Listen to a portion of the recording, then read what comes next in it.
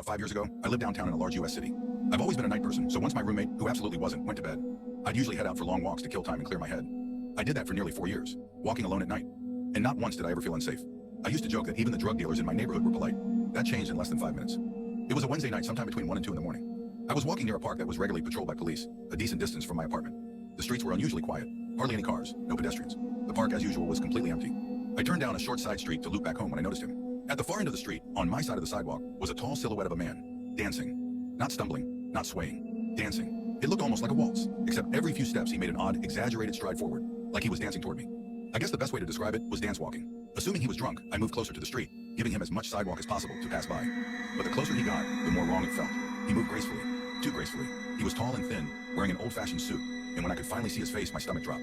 His eyes were wide open, wild, staring up at the sky.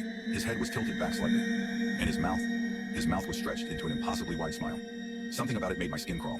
I decided to cross the street before he got any closer. The road was empty, so I took my eyes off him just long enough to cross. When I reached the other side, I glanced back and stopped cold. He had stopped dancing. He was standing with one foot in the street, perfectly lined up with me, facing me, still staring at the sky, smile unchanged. I forced myself to keep walking, never taking my eyes off him. He didn't move. When I'd put about half a block between us, I looked away briefly to check the sidewalk ahead. It was empty. Completely. When I looked back again, he was gone. For a split second, I felt relief. Then I saw him. He had crossed the street. He was crouched slightly now, low to the ground. I couldn't see his face clearly in the shadows, but I knew he was facing me. I'd looked away for maybe 10 seconds. He had moved fast. I stood there, frozen, staring at him. Then he started coming toward me again. This time, he took huge, exaggerated tiptoe steps, like a cartoon character sneaking up on someone. Except he was moving disturbingly fast.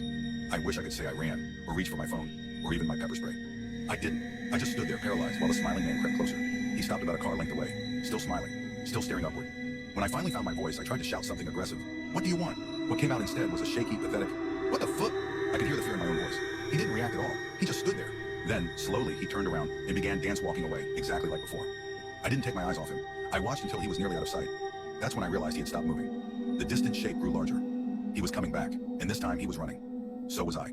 I ran until I reached a brighter, busier road with sparse traffic. When I finally dared to look back, he was gone. I never saw him again. I stayed in that city for 6 more months. I never went on another night walk. There was something about his face that haunted me. He didn't look drunk. He didn't look high. He looked completely, terrifyingly insane. And that's the scariest thing I've ever seen.